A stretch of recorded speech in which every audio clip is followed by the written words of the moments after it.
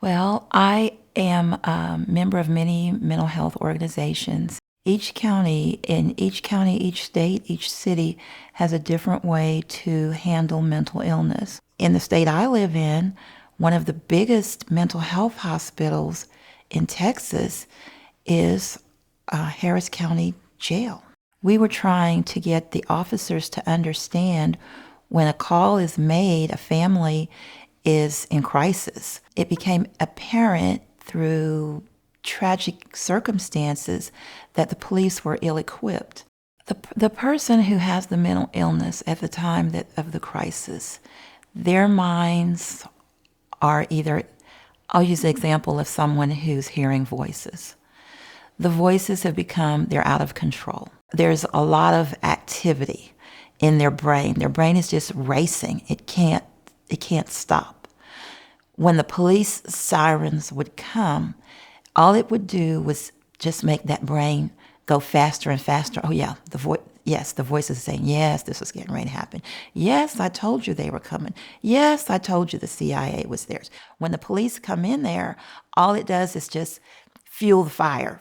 Family, a lot of times, is afraid to call the police officer because they don't know what the outcome is going to be. They take a risk when they call a police officer because they don't know if their family member will be dead or alive. One of the organizations that I'm with lobbied to have crisis intervention training for our police officers, which is CIT.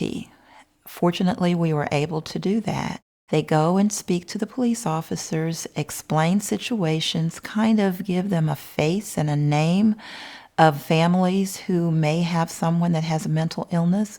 They see them not in a crisis situation, but a more relaxed atmosphere, see them as people. But when they come now with the CIT officers being trained, they realize they need to come in calmly, talk with the family, whereas before the family was kind of put to the side. So the family gets to give an input. The person who is in the crisis situation becomes calmer because there are no guns drawn.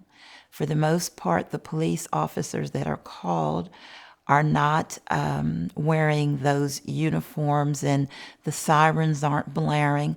They come quietly. So when a person's mind is racing in a crisis situation, that calms everything down. The voice says, or could say, I thought they were going to pull the gun on you, but they didn't pull the gun. This person is actually talking to me like I'm a human being. So that now the police officer is actually able to take charge of the situation without using violence or force or guns. And that's been very successful. Over 600 police officers have now been trained. That has worked very well, not only in my community, but in communities all over the United States.